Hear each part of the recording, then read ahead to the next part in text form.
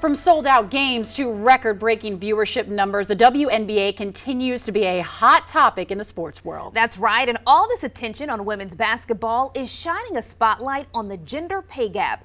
This morning, I'm on your side with how you can join local leaders in the fight for fair pay.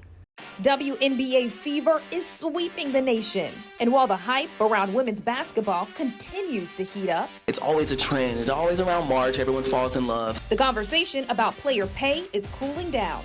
Just as two-time WNBA champ and Gamecock legend A'ja Wilson explains, whose league salary is $200,000 this season. As soon as summer comes around, it just drops and it disappears. Just a few months ago, the trending topic was the gender pay gap between the WNBA and NBA, with people pointing out Caitlin Clark's salary.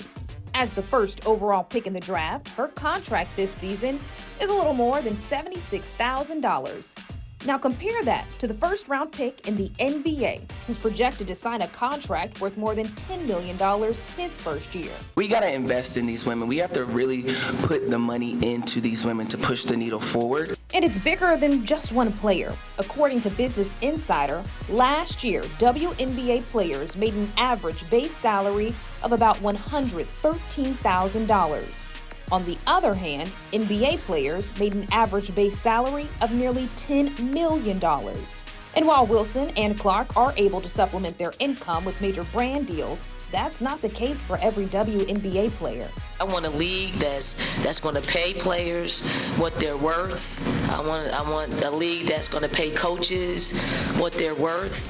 Known as the GOAT, USC women's basketball coach Dawn Staley recognizes the WNBA is still a startup business, but says it's time to level up. We got to continue to grow. I mean, there is opportunity for investors to get a return on their investment. It's a great start, but the novelty of the WNBA has worn off. Now we need to insert some more innovative ideas to push the needle forward, and for us to, have a real league, have the first, millionaire player. Coaches and players understand the pay disparity between the WNBA and NBA is a complex issue. It's influenced by factors such as revenue, audience size, and what Dr. Tarlan Chahartavale calls an unfavorable collective bargaining agreement. I would like to see that change coming from leaders and decision makers, people running different sport governing bodies. She's an assistant professor with USC's Department of Sport and Entertainment Management. And she says female athletes are also having to demand resources that are on par with male athletes. If you do not have, decent facilities, you're not able to train the way you should, to be able to play as well as you should, to, bring in fans to your games. And generate revenues that then can contribute to better pay for athletes. As an expert in this field, she says when it comes to player pay, the ball is in the decision makers' court. As long as decision makers keep undervaluing women's game, as long as they sell their tickets for too cheap, they sell the media rights for too cheap, players' advocacy won't matter because they impact revenues, and then revenues impact player salaries. And from the hardwood to the boardroom, the pay gap between the WNBA and NBA mirrors the broader issue of pay disparity between men and women in the workforce. Women currently make 84 cents to every dollar a man makes in the United States if they work full-time. That's Kelly Parker with the Women's Rights and Empowerment Network, who explains the gap is even wider in South Carolina. According to the most recent data, women in the Palmetto State currently make 79 cents to every dollar a man makes. And for women of color, the number is even worse.